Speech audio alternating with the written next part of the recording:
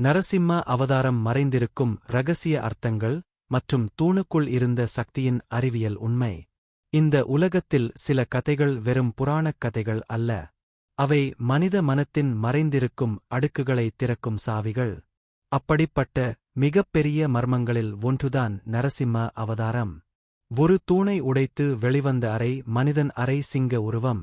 அது வெறும் கோபத்தின் உருவமா? அல்லது மனிதனின் உள் விழிப்புணர்வு வெடிப்பின் அடையாளமா? இன்று நாம் பார்க்கப் போவது நரசிம்ம அவதாரத்தின் இரகசிய அர்த்தம். தூண் வெடித்ததின் பின்னால் இருக்கும் ஆன்மீகமும் அறிவியலும். பிரஹ்லாதனின் அசைக்க முடியாத நம்பிக்கை, ஹிரண்யகசிபுவின் அகந்தை மற்றும் மனித உடலுக்குள் மறைந்திருக்கும் தூண் போன்ற சக்தி. இந்த பிரபஞ்சத்தில் ஒவ்வொரு பொருளும் அதிர்வாக இருக்கிறது. ஒலி அதிர்வு, ஒளி அதிர்வு. மனித எண்ணங்களும் கூட அதிர்வுகளாகவே இயங்குகின்றன. பழமையான இந்திய ஞானிகள் இதை ஆயிரக்கணக்கான ஆண்டுகளுக்கு முன்பே புரிந்திருந்தார்கள். அதனால்தான் அவர்கள் யோகத்தையும் மந்திரங்களையும் தியானத்தையும் உருவாக்கினார்கள். நரசிம்ம அவதாரத்தில் வரும் தூண் சாதாரண கல்லோ மரமோ அல்ல.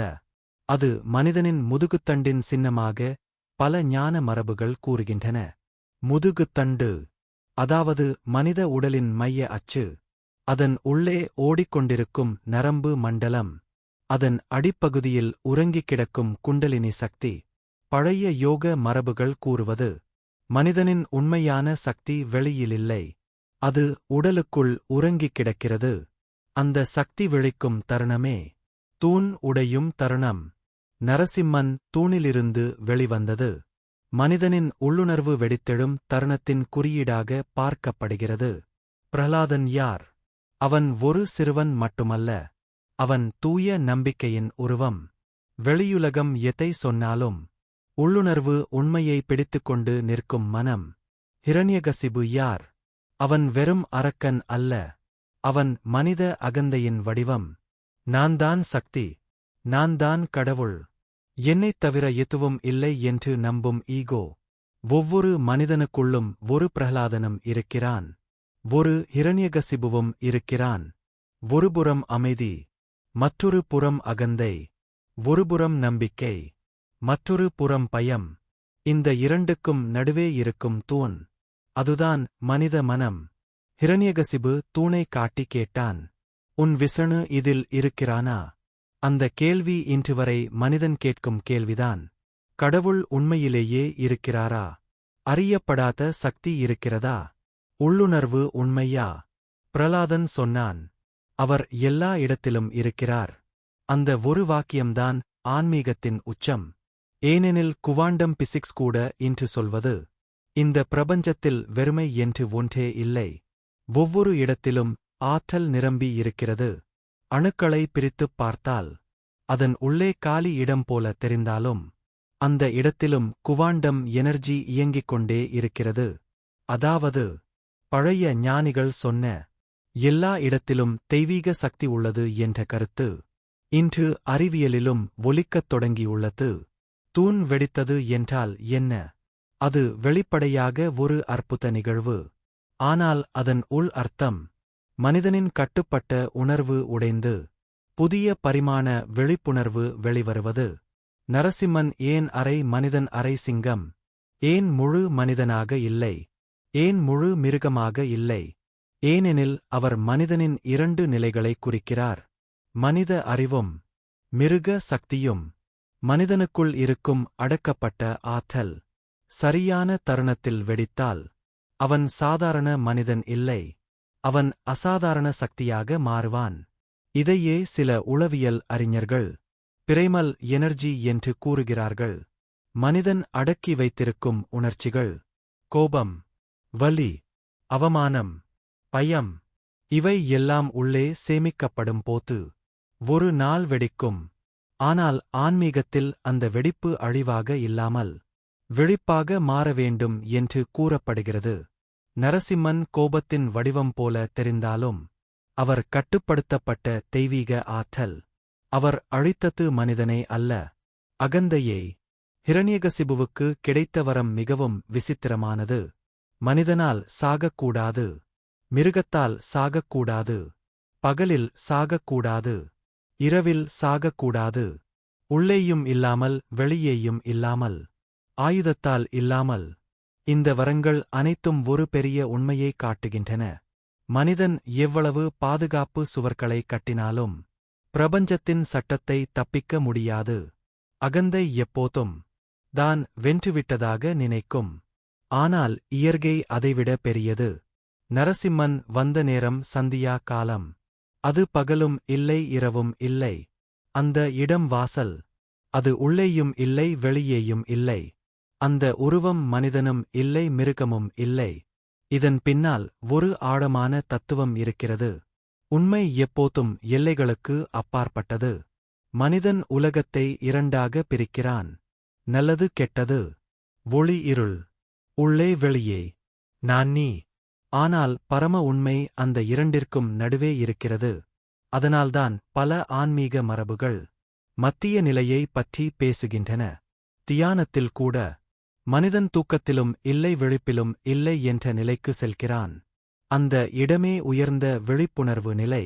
நரசிம்ம அவதாரம் அந்த இடத்தை குறிக்கிறது. தூண் என்பது முதுகுத்தண்டு என்றால் அதை உடைத்து வெளிவருவது குண்டலினி சக்தி வெளிப்பாக பார்க்கப்படுகிறது. யோக மரபுகளின்படி மனித உடலில் 7 சக்கரங்கள் உள்ளன. அவை சக்தி மையங்கள்.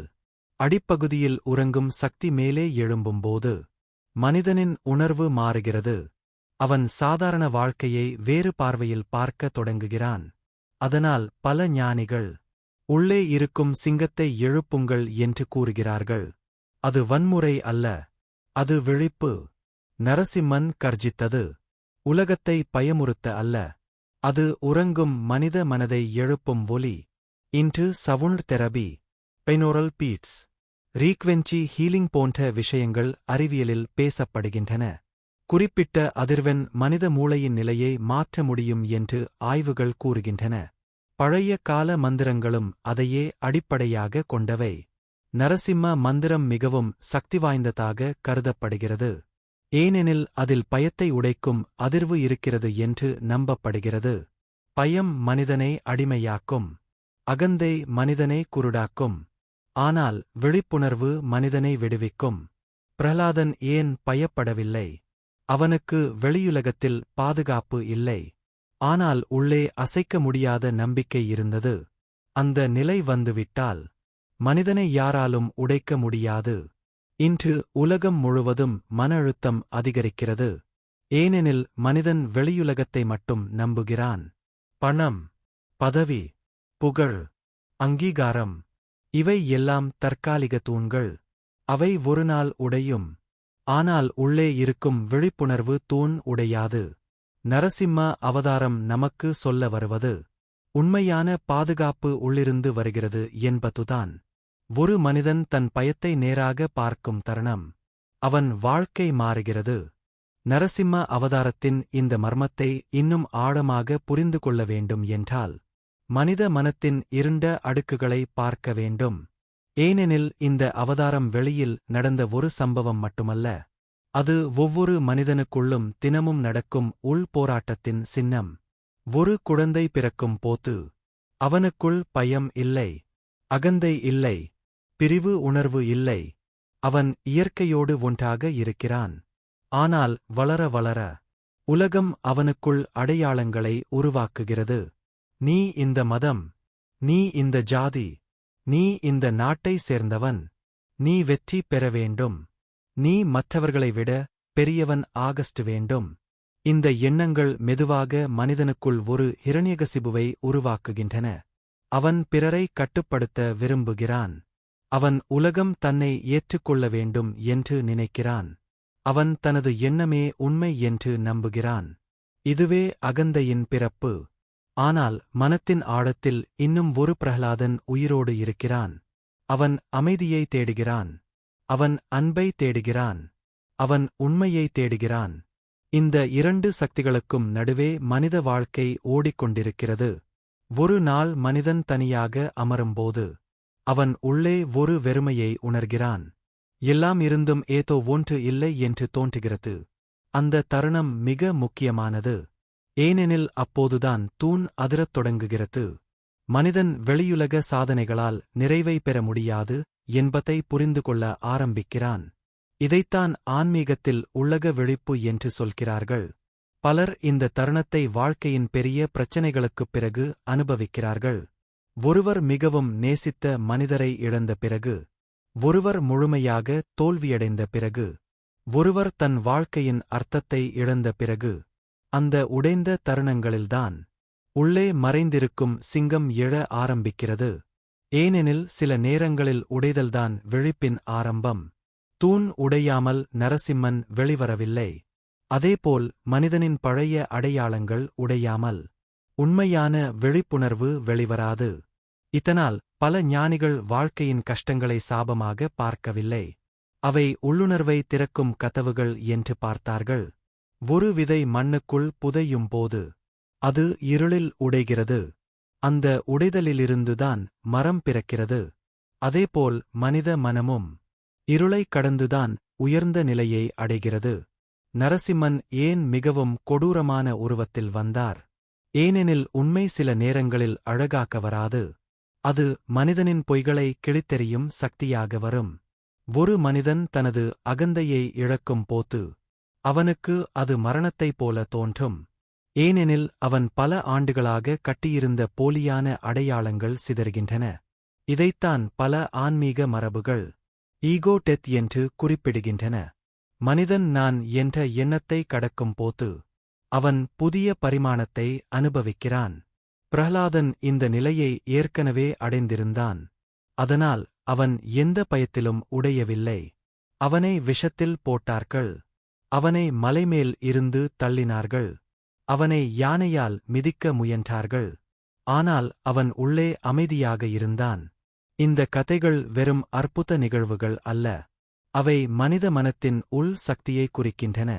ஒரு மனிதன் தனது மனதை முழுமையாக கட்டுப்படுத்திவிட்டால் வெளியுலக தாக்கங்கள் அவனை எளிதில் உடைக்க முடியாது. இன்று நியூரோசயன்ஸ் கூட மனத்தின் சக்தியைப் பற்றி பேசுகிறது. தியானம் செய்யும் மனிதர்களின் மூளை அமைப்பு மாறுகிறது என்று ஆய்வுகள் கூறுகின்றன. அவர்களின் பய உணர்வை கட்டுப்படுத்தும் அமிக்டாலா அமைதியாகிறது. அவர்களின் கவனம் அதிகரிக்கிறது. அவர்களின் உடல் நோய் எதிர்ப்பு சக்தியும் கூட மேம்படுகிறது. இதனால் பழைய யோகிகள் கூறியது வெறும் நம்பிக்கை அல்ல என்று பலர் பார்க்க தொடங்கியுள்ளனர். நரசிம்ம அவதாரம் அறிவியலுக்கும் ஆன்மீகத்திற்கும் நடுவே இருக்கும் பாலம் போல உள்ளது. தூண் என்பது என்ன? அது வெறும் கல்லால் ஆன பொருள் அல்ல. அது பொருளுலகத்தின் சின்னம். நாம் காணக்கூடிய உலகம். நாம் தொடக்கூடிய உலகம். ஆனால் அந்த பொருளின் உள்ளே கூட மறைந்திருக்கும் சக்தி இருக்கிறது. அணுவை உடைத்தபோது மனிதன் என்ன கண்டான்? அளவில்லா ஆற்றல். ஒரு சிறிய அணுவுக்குள் இவ்வளவு சக்தி இருந்தால் மனித உணர்வுக்குள் எவ்வளவு சக்தி இருக்கும்? இதைத்தான் பழைய ஞானிகள் தியானத்தின் மூலம் ஆராய்ந்தார்கள். அவர்கள் வெளி உலகத்தை விட உள் உலகமே பெரியது என்று கண்டார்கள். ஒரு மனிதன் கண்களை மூடும்போது அவன் வெறும் இருளை மட்டும் பார்க்கவில்லை. அவன் தனது மனத்தின் பிரபஞ்சத்துக்குள் செல்கிறான். அங்கே எண்ணங்கள், நினைவுகள், பயங்கள், ஆசைகள் அனைத்தும் மறைந்திருக்கும். அவற்றின் நடுவே அமைதியாக இருக்கும் ஒரு சாட்சி உணர்வு உள்ளது. அதுதான் பிரஹ்லாதன் நிலை. அந்த சாட்சி உணர்வு வெளித்தெழும் போது மனிதன் தனது பயங்களிலிருந்து பிரிய தொடங்குகிறான். அவன் கோபத்தை கூட வேறு பார்வையில் பார்க்கிறான். நரசிம்மன் கோபம் சாதாரண கோபமல்ல. அது தர்மத்தை காப்பாற்றும் தீ. சில நேரங்களில் அமைதி மட்டும் போதாது. அநியாயத்தை உடைக்கும் சக்தியும் தேவை. இதனால் நரசிம்மன் அன்பும் சக்தியும் சேர்ந்த வடிவம். அவர் ஒரு தந்தையைப் போல பாதுகாக்கிறார்.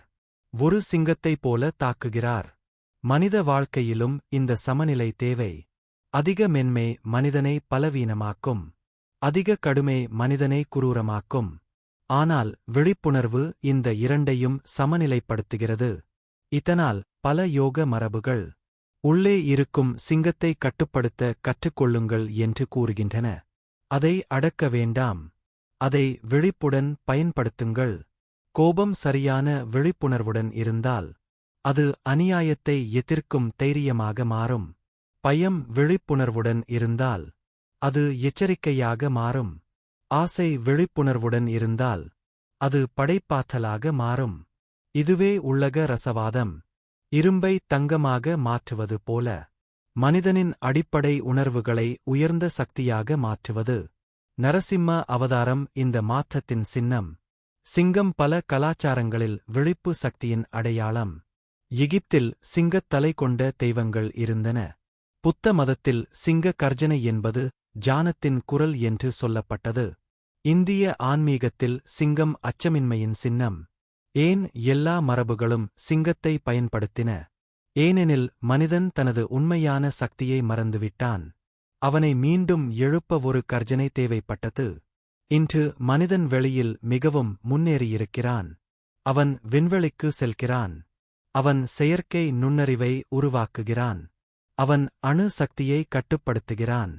ஆனால் இன்னும் அவன் தனது மனதை முழுமையாக புரிந்து கொள்ளவில்லை. அவன் பயத்தில் வாழ்கிறான். ஒப்பீட்டில் வாழ்கிறான். அதிருப்தியில் வாழ்கிறான். இதனால்தான் நரசிம்ம அவதாரம் இன்று கூட பொருத்தமானது.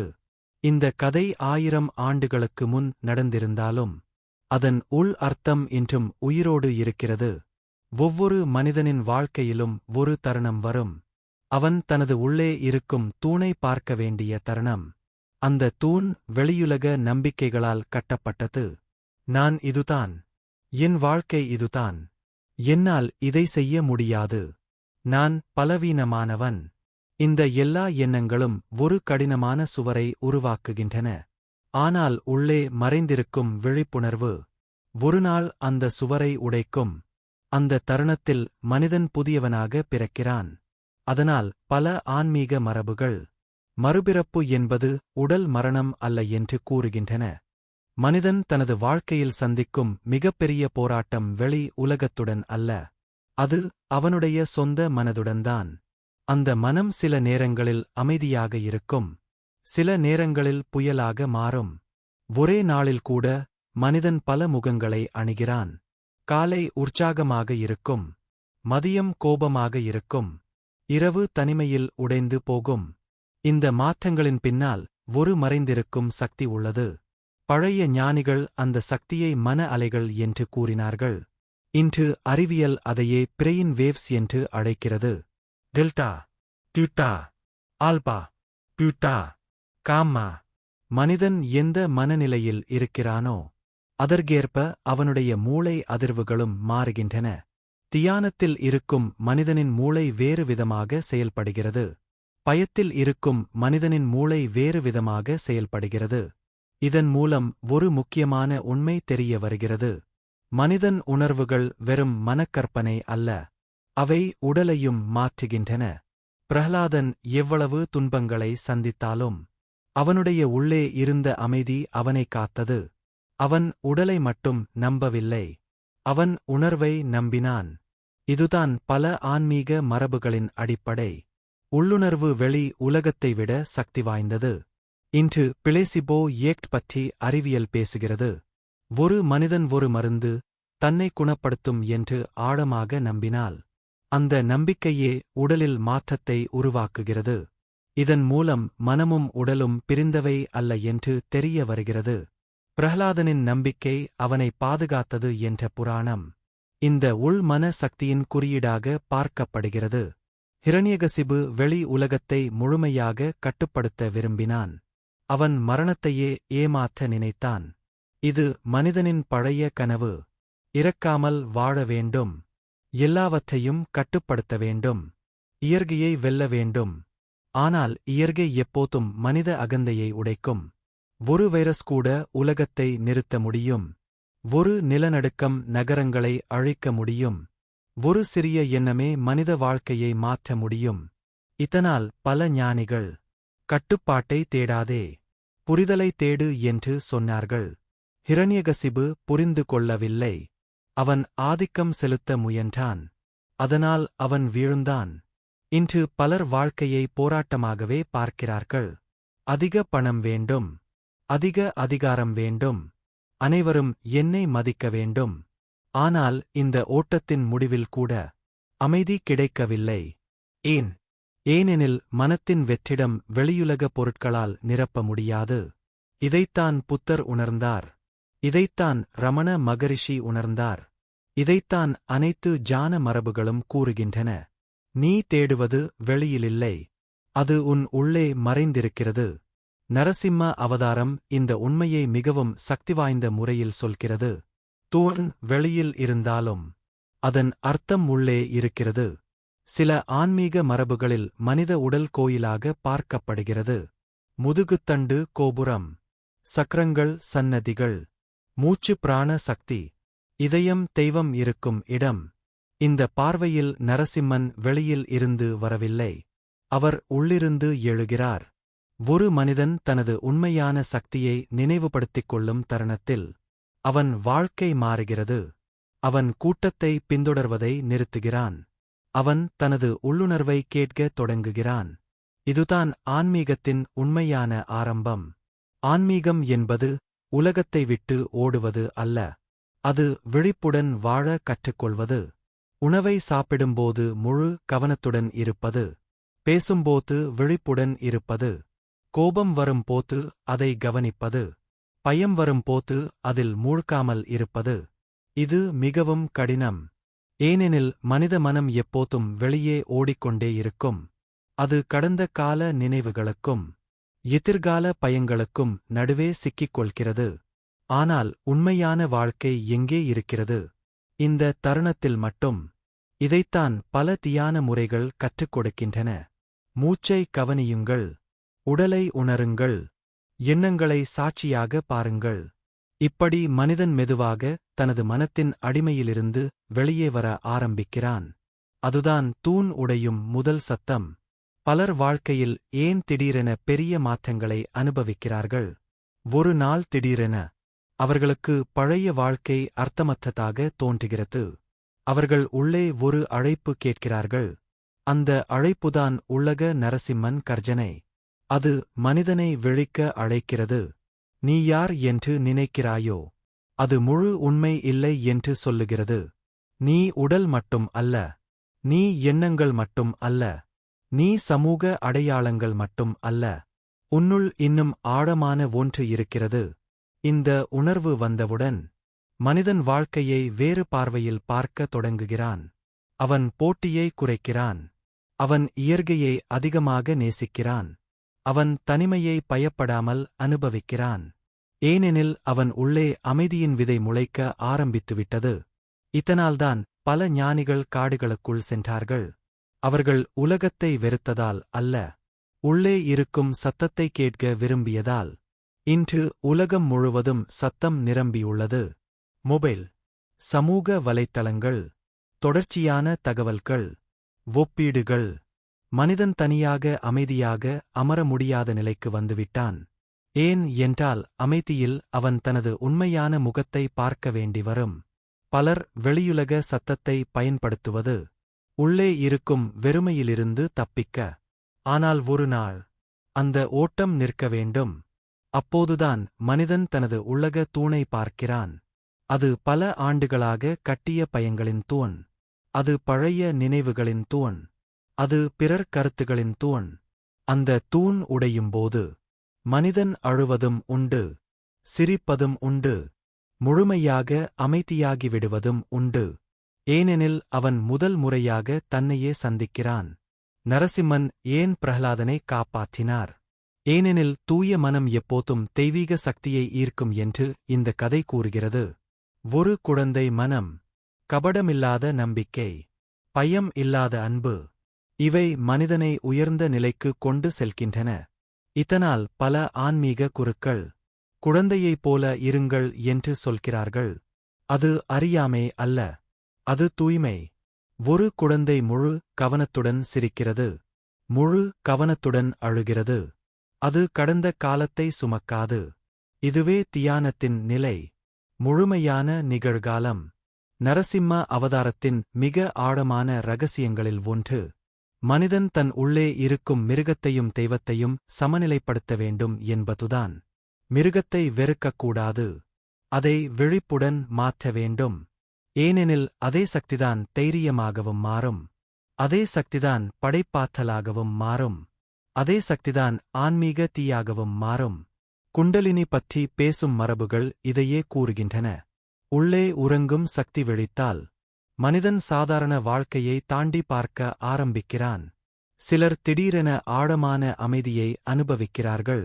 சிலர் எல்லாவற்றுடனும் ஒன்றாக இருப்பது போல உணர்கிறார்கள். சிலர் பயமின்றி வாழ ஆரம்பிக்கிறார்கள். இவை அனைத்தும் மன விழிப்பின் அறிகுறிகளாக கருதப்படுகின்றன. ஆனால் ஞானிகள் எச்சரிக்கையும் கூறினார்கள். சக்தி மட்டும் போதாது, அதற்கு ஞானமும் தேவை. அதனால் நரசிம்மன் வெறும் சிங்கம் அல்ல, அவர் மனித உருவத்தையும் கொண்டிருக்கிறார். சக்தியும் விழிப்பும் இணைந்தால்தான் முழுமை. இரவு நேரத்தில் உலகம் முழுவதும் அமைதியாகும் போது சில மனிதர்களுக்கு மட்டும் உள்ளே ஒரு விசித்திரமான உணர்வு எழுகிறது. வாழ்க்கை இதற்காகத்தானா? நான் யார்? என் பிறப்பின் அர்த்தம் என்ன? ஏன் இந்த அளவு பயம்? ஏன் இந்த அளவு வெறுமை? இந்த கேள்விகள் சாதாரண கேள்விகள் அல்ல. அவை உள்ளுணர்வு விழிக்க ஆரம்பித்ததின் அறிகுறிகள். பெரும்பாலான மனிதர்கள் வாழ்க்கையை இயந்திரம் போல வாழ்கிறார்கள். காலை எழுந்து வேலை, பணம், பொறுப்புகள், மீண்டும் தூக்கம். ஆண்டுகள் கடந்து செல்கின்றன. ஆனால் உள்ளே ஏதோ ஒன்று பதில் தேடிக்கொண்டே இருக்கும். அந்த தேடல்தான் பிரஹ்லாதனின் தேடல். அவன் வெளியுலக சக்தியை தேடவில்லை, அவன் உண்மையை தேடினான். இதனால்தான் அவன் எந்த பயத்திலும் சிக்கவில்லை. ஒரு மனிதன் உண்மையை தொடும்போது பயம் மெதுவாக கரைய ஆரம்பிக்கிறது. ஏனெனில் பயம் பெரும்பாலும் அறியாமையிலிருந்து வருகிறது. இருட்டில் ஒரு கயிறை பார்த்து பாம்பு என்று நினைப்பது போல மனிதன் தனது எண்ணங்களையே உண்மையாக நம்புகிறான். ஆனால் விழிப்புணர்வு வந்தவுடன் அந்த மாயை உடைகிறது. இதைத்தான் வேதாந்தம் மாயை என்று அழைக்கிறது. உலகம் பொய் என்று அல்ல, நாம் அதை பார்க்கும் விதமே மாயை. ஹிரண்யகசிபு தனது அதிகாரத்தை நிரந்தரமானது என்று நினைத்தான். ஆனால் அது ஒரு கனவைப் போல கரைந்துவிட்டது. இன்று மனிதனும் அதே தவறை செய்கிறான். இந்த உடல் என்றென்றும் இருக்கும் என்று நினைக்கிறான். இந்த உறவுகள் என்றும் மாறாது என்று நினைக்கிறான். இந்த உலகமே இறுதி உண்மை என்று நினைக்கிறான். ஆனால் வாழ்க்கை ஒவ்வொரு நாளும் ஒரு பாடம் கற்றுக் கொடுக்கிறது. எதுவும் நிரந்தரம் இல்லை. ஒரு நாள் குழந்தை, ஒரு நாள் இளைஞன், ஒரு நாள் முதியவன், ஒரு நாள் சிரிப்பு, ஒரு நாள் கண்ணீர். எல்லாம் மாறிக்கொண்டே இருக்கிறது. இந்த மாற்றத்தின் நடுவே மாறாமல் இருப்பது என்ன? இதைத்தான் ஞானிகள் ஆயிரக்கணக்கான ஆண்டுகளாக தேடினர். அவர்கள் கண்ட பதில் உள்ளே இருக்கும் சாட்சி உணர்வு. எண்ணங்கள் மாறுகின்றன, உடல் மாறுகிறது, உணர்வுகள் மாறுகின்றன. ஆனால் அவற்றை கவனித்துக் கொண்டிருக்கும் ஏதோ ஒன்று இருக்கிறது. அதுதான் ஆன்மா என்று சிலர் சொல்கிறார்கள். அதுதான் தூய விழிப்புணர்வு என்று சிலர் சொல்கிறார்கள். நரசிம்ம அவதாரம் இந்த விழிப்புணர்வின் வெடிப்பு. தூண் உடைந்தது என்றால் மனிதன் கட்டிய எல்லைகள் உடைந்தது. நரசிம்மன் வெளிவந்தார் என்றால் மறைந்திருந்த உண்மை வெளிப்பட்டது. ஒரு மனிதன் தியானத்தில் ஆழமாக செல்லும் போது சில நேரங்களில் அவன் தனது உடலை கூட மறந்து விடுகிறான். நேர உணர்வு மங்கிவிடுகிறது. உலக சத்தம் தொலைந்து போகிறது. மனம் அமைதியாகிறது. அந்த தருணங்களில் சிலர் ஒரு பேரொளி உணர்வை அனுபவிக்கிறார்கள். அவர்கள் சொல்வது அனைத்தும் ஒன்றாக இருப்பது போல இருந்தது. இதைத்தான் பல ஆன்மீக மரபுகள் ஓன் நெஸ் என்று அழைக்கின்றன. பிரஹ்லாதன் இந்த நிலையை இயல்பாகவே கொண்டிருந்தான். அதனால் அவனுக்கு விஷ்ணு எங்கும் இருந்தார். மரத்தில் இருந்தார், காற்றில் இருந்தார், தூணில் இருந்தார், அவனுடைய இதயத்திலும் இருந்தார். இது வெறும் மத நம்பிக்கை அல்ல, இது மனித உணர்வின் உயர்ந்த நிலை. ஒரு மனிதன் பிரிவை கடக்கும்போது அவன் அனைத்துடனும் தொடர்பை உணர ஆரம்பிக்கிறான். அவன் மரத்தை வெட்டும் முன் யோசிக்கிறான். அவன் விலங்குகளை வேறு உயிராக பார்க்கவில்லை. அவன் பூமியை ஒரு உயிராக பார்க்கத் தொடங்குகிறான். இதனால்தான் பழைய இந்திய மரபுகள் இயற்கையை தெய்வமாக பார்த்தன. நதி ஒரு தாய், மலை ஒரு தெய்வம், மரம் ஒரு உயிர். ஏனெனில் அவர்கள் வாழ்க்கையை பிரிந்த ஒன்றாக பார்க்கவில்லை. இன்று மனிதன் இயற்கையிலிருந்து பிரிந்துவிட்டான். அதனால் அவன் உள்ளேயும் பிரிந்து போயிருக்கிறான். அவன் வெளியே நகரங்களை கட்டினான். ஆனால் உள்ளே அமைதியை இழந்தான். அவன் தொழில்நுட்பத்தை உருவாக்கினான். ஆனால் தன்னையே புரிந்து கொள்ள மறந்தான். இதனால்தான் இன்றைய உலகத்தில் மன அழுத்தம் அதிகரிக்கிறது. மனிதன் வெளியில் அனைத்தையும் பெற்றுவிட்டான். ஆனால் உள்ளே தன்னையே இழந்துவிட்டான். நரசிம்ம அவதாரம் மனிதனை மீண்டும் உள்ளே திரும்ப அழைக்கிறது. உன் உள்ளே இருக்கும் தூணை பாரு என்று சொல்கிறது. அந்த தூண் சில நேரங்களில் மிகவும் கடினமாக இருக்கும். பழைய காயங்கள், பழைய தோல்விகள், பழைய அவமானங்கள், குழந்தை பருவ பயங்கள், இவை அனைத்தும் மனத்தில் சுவர் போல உருவாகின்றன. பலர் வாழ்க்கை முழுவதும் அந்த சுவருக்குள்தான் வாழ்கிறார்கள். அவர்கள் உண்மையான திறமையை வெளிக்கொணரவில்லை. அவர்கள் உண்மையான அன்பை அனுபவிக்கவில்லை. அவர்கள் உண்மையான அமைதியை தொடவில்லை. ஏனெனில் உள்ளே இருக்கும் ஹிரண்யகசிபு அவர்களை கட்டுப்படுத்திக் கொண்டிருக்கிறான். அந்த அகந்தை எப்போதும் சொல்கிறது, நீ பலவீனமானவன், நீ தோல்வியடைவாய், உன்னை யாரும் நேசிக்க மாட்டார்கள், உலகம் ஆபத்தானது. இந்த குரல்கள் மெதுவாக மனிதனை சிறையில் அடைக்கின்றன. ஆனால் உள்ளே இன்னும் ஒரு மென்மையான குரல் இருக்கிறது. அது பிரஹ்லாதனின் குரல். அது சொல்கிறது, பயப்படாதே, உன்னுள் இன்னும் பெரிய சக்தி இருக்கிறது. உண்மை உன்னை விடுவிக்கும். தியானம் என்பது இந்த குரலை கேட்க கற்றுக்கொள்வது. மனிதன் அமைதியாக அமரும்போது முதல் சில நிமிடங்களில் அவன் மனம் புயலாக இருக்கும். எண்ணங்கள் ஓடும், நினைவுகள் வரும், பயங்கள் எழும். ஆனால் அவன் தொடர்ந்து கவனித்தால் ஒரு கட்டத்தில் அந்த அலைகள் மெதுவாக குறைய ஆரம்பிக்கும். அப்போது உள்ளே ஆழமான அமைதி தெரியும். அந்த அமைதிதான் பல ஞானிகள் தேடிய சொர்க்கம். அது இறப்புக்குப் பிறகு கிடைப்பது அல்ல. அது இங்கேயே இருக்கிறது. ஆனால் அதை பார்க்க மனம் அமைதியாக வேண்டும். நரசிம்மன் கர்ஜனை ஒரு வெளி சத்தம் மட்டுமல்ல. அது மனிதனை தூக்கத்திலிருந்து எழுப்பும் உள் அழைப்பு. பலர் வாழ்க்கையில் ஒரு பெரிய அதிர்ச்சிக்குப் பிறகு மாறுகிறார்கள். ஒரு விபத்து, ஒரு நோய், ஒரு பிரிவு, ஒரு இழப்பு. அந்த சம்பவங்கள் மனிதனை உள்ளே பார்க்க வைக்கின்றன. அவன் திடீரென வாழ்க்கையின் நிலையற்ற தன்மையை உணர்கிறான். அப்போது அவன் தேடல் ஆரம்பிக்கிறது. இதனால் பல ஆன்மீக மரபுகள் துன்பத்தை எதிரியாக பார்க்கவில்லை. அது விழிப்பின் கதவு என்று பார்க்கின்றன. ஒரு பட்டாம்பூச்சி பிறக்க முன் கூண்டை உடைக்க வேண்டும். அதேபோல் மனித ஆன்மாவும் பழைய அடையாளங்களை உடைக்க வேண்டும். இதைத்தான் நரசிம்மன் செய்தார். அவர் தூணை உடைத்தார், அகந்தையை உடைத்தார், பயத்தை உடைத்தார். அதற்குப் பிறகு என்ன நடந்தது? பிரஹ்லாதன் அமைதியாக இருந்தான். இதுதான் இந்த கதையின் மிக அழகான பகுதி. புயலின் முடிவில் அமைதி. உள்ளே இருக்கும் போராட்டம் முடிந்தவுடன் மனிதன் ஒரு புதிய அமைதியை அனுபவிக்கிறான். அவன் உலகத்தை வெல்ல முயற்சிக்கவில்லை. அவன் தன்னையே புரிந்து கொள்ள ஆரம்பிக்கிறான். இதுவே உண்மையான ஞானம். பலர் அறிவை சேகரிக்கிறார்கள். ஆனால் சிலர் மட்டும் விழிப்பை அடைகிறார்கள். அறிவு புத்தகங்களில் கிடைக்கும். விழிப்பு அனுபவத்தில் பிறக்கும். பிரஹ்லாதன் புத்தக ஞானத்தால் பெரியவன் ஆகவில்லை.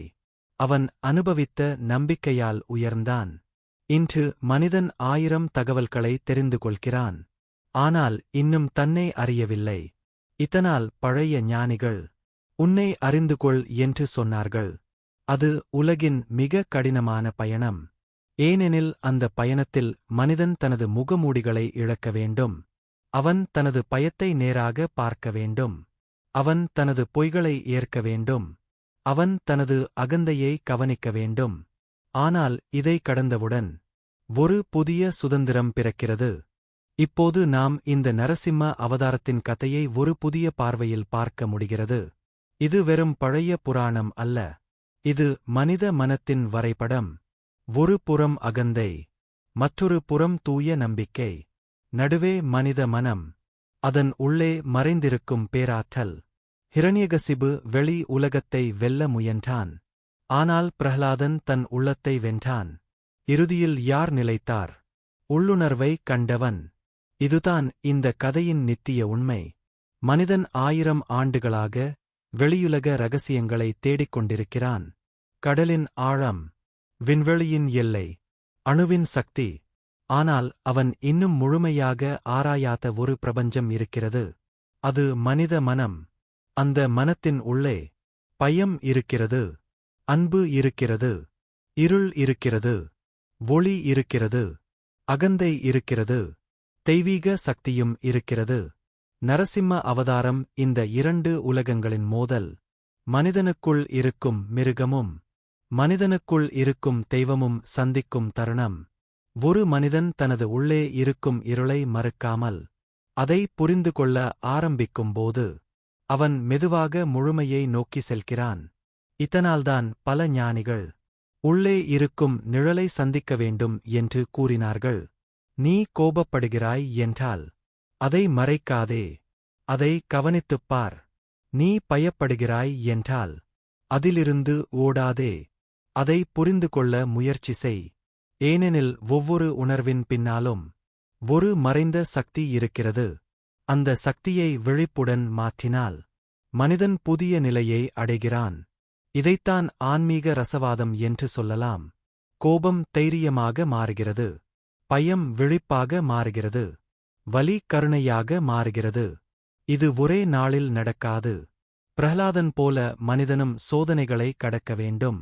வாழ்க்கை சில நேரங்களில் மனிதனை உடைக்கும், சில நேரங்களில் அவனை தனிமையில் தள்ளும், சில நேரங்களில் அவன் நம்பிய அனைத்தையும் பறித்துக் கொள்ளும். அந்த தருணங்களில் இரண்டு வழிகள் இருக்கின்றன. ஒரு வழி கோபத்தில் மூழ்குவது, மற்றொரு வழி விழிப்புடன் எழுவது. நரசிம்ம அவதாரம் இரண்டாவது வழியை காட்டுகிறது. உடைதலை விழிப்பாக மாற்று என்று சொல்கிறது. தூண் உடைந்தது அழிவுக்காக அல்ல, மறைந்திருந்த உண்மையை வெளிக்கொணர. அதேபோல் மனித வாழ்க்கையிலும் சில உடைதல்கள் புதிய பிறப்பின் ஆரம்பமாக இருக்கின்றன. ஒரு மனிதன் தனது பழைய அடையாளத்தை இழக்கும்போது அவன் பயப்படலாம். ஆனால் அதற்குப் பின்னால் புதிய சுதந்திரம் காத்திருக்கலாம். இதனால்தான் பல ஆன்மீக குருக்கள் வாழ்க்கையின் இருண்ட தருணங்களை சாபமாக பார்க்கவில்லை. அவை விழிப்பின் கதவுகள். ஒரு விதை உடையாமல் மரமாக முடியாது. ஒரு கூண்டு உடையாமல் பட்டாம்பூச்சி பறக்க முடியாது. அதேபோல் மனிதனின் அகந்தை உடையாமல் அவனுடைய உண்மையான விழிப்பு வெளிவராது. நரசிம்மன் தூணிலிருந்து வெளிவந்தது இந்த உள்வெடிப்பின் சின்னம். அவர் வெளியில் இருந்து வரவில்லை, அவர் எப்போதும் உள்ளே இருந்தார். பிரஹ்லாதனின் நம்பிக்கை அந்த சக்தியை வெளிக்கொணர்ந்தது. இதுதான் மிகப்பெரிய ரகசியம். மனிதன் தேடிக்கொண்டிருக்கும் சக்தி அவனுக்கு வெளியே இல்லை, அது அவனுடைய உள்ளே உறங்கிக் கொண்டிருக்கிறது. இன்று உலகம் மனிதனை தொடர்ந்து வெளியே இழுக்கிறது. மேலும் சம்பாதி, மேலும் வெற்றி பெறு, மேலும் பிரபலமாகு, மேலும் சக்தி சேகரி. ஆனால் இந்த முடிவில்லா ஓட்டத்தின் நடுவே மனிதன் மெதுவாக தன்னையே இழக்கிறான். அதனால்தான் சில நேரங்களில் அவன் அமைதியாக இரவு வானத்தை பார்த்துக் கொண்டிருக்கும் போது உள்ளே ஒரு வெறுமை எழுகிறது. அந்த வெறுமை பலவீனம் அல்ல, அது விழிப்பின் முதல் அழைப்பு. அது மனிதனை கேட்க வைக்கிறது, நான் உண்மையில் யார்? இந்த கேள்வி சாதாரண கேள்வி அல்ல. இந்த கேள்வி மனிதனை உள்ளே அழைத்துச் செல்லும் கதவு. அந்த கதவை கடந்த பிறகுதான் மனிதன் உண்மையான ஆன்மீக பயணத்தை தொடங்குகிறான். அவன் புத்தகங்களை மட்டும் நம்புவதில்லை, அவன் அனுபவிக்க ஆரம்பிக்கிறான். மூச்சை உணர ஆரம்பிக்கிறான், இதயத்தின் அமைதியை கேட்க ஆரம்பிக்கிறான், இயற்கையோடு மீண்டும் தொடர்பு கொள்ள ஆரம்பிக்கிறான். அவன் மெதுவாக புரிந்து கொள்கிறான், அமைதி என்பது வெளியுலகத்தில் கிடைக்கக்கூடிய பொருள் அல்ல, அது உள்ளே திறக்க வேண்டிய நிலை. பிரஹ்லாதன் இந்த நிலையை அடைந்திருந்தான். அதனால் அவன் தனியாக இருந்தாலும் உடையவில்லை. அவனை உலகமே எதிர்த்தாலும் அவன் நடுங்கவில்லை. ஏனெனில் உண்மையான சக்தி வெளியிலிருந்து வராது, அது உள்ளிருந்து பிறக்கும். இன்று பலர் தங்கள் வாழ்க்கையில் ஒரு மறைந்த போராட்டத்துடன் வாழ்கிறார்கள். சிலர் பயத்துடன், சிலர் மன அழுத்தத்துடன், சிலர் தனிமையுடன், சிலர் அர்த்தமற்ற வாழ்க்கை உணர்வுடன். இந்த கதையின் ஆழமான அழகு என்னவென்றால், அது ஒவ்வொரு மனிதனுக்கும் நம்பிக்கை தருகிறது. நீ எவ்வளவு இருளில் இருந்தாலும் உன்னுள் இன்னும் ஒரு ஒளி இருக்கிறது. நீ எவ்வளவு பயத்தில் இருந்தாலும் உன்னுள் இன்னும் ஒரு சிங்கம் உறங்கிக் கொண்டிருக்கிறது.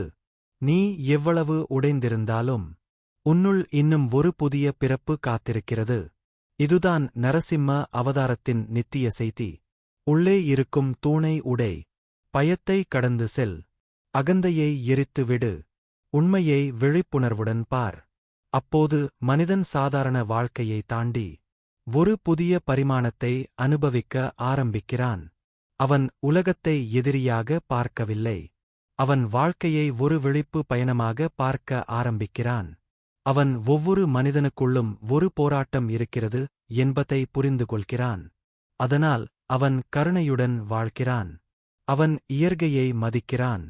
அவன் அமைதியை நேசிக்கிறான். அவன் நிகழ்காலத்தை உணர ஆரம்பிக்கிறான். இதுவே உண்மையான ஆன்மீகம். கோயில்களுக்கு மட்டும் செல்வது அல்ல. மந்திரங்களை மட்டும் சொல்லுவது அல்ல. உள்ளே விழிப்புடன் வாழ ஆரம்பிப்பது. நரசிம்மன் கர்ஜனை இன்னும் இந்த பிரபஞ்சத்தில் ஒலித்துக் கொண்டிருக்கிறது. அது வெளியில் கேட்கும் சத்தம் அல்ல. அது மனித மனத்தின் ஆழத்தில் எழும் அழைப்பு. விழி திற. உன்னை அறிந்துகொள். உன் உள்ளே இருக்கும் சக்தியை நினைவுபடுத்து. ஏனெனில் ஒரு நாள் ஒவ்வொரு மனிதனும் தனது உள்ளே இருக்கும் தூணின் முன் நிற்க வேண்டி வரும். அப்போது அவன் 2 வழிகளில் ஒன்றை தேர்வு செய்ய வேண்டும். பயத்தில் வாழ்வதா அல்லது விழிப்புடன் எழுவதா? பிரஹ்லாதன் 2வது வழியை தேர்வு செய்தான். அதனால்தான் தூண் உடைந்தது, அகந்தை விழுந்தது மற்றும் உள்ளே மறைந்திருந்த தெய்வீக சிங்கம் வெளிப்பட்டது. இதுவே நரசிம்ம அவதாரத்தின் மறைந்திருக்கும் இரகசிய அர்த்தம்.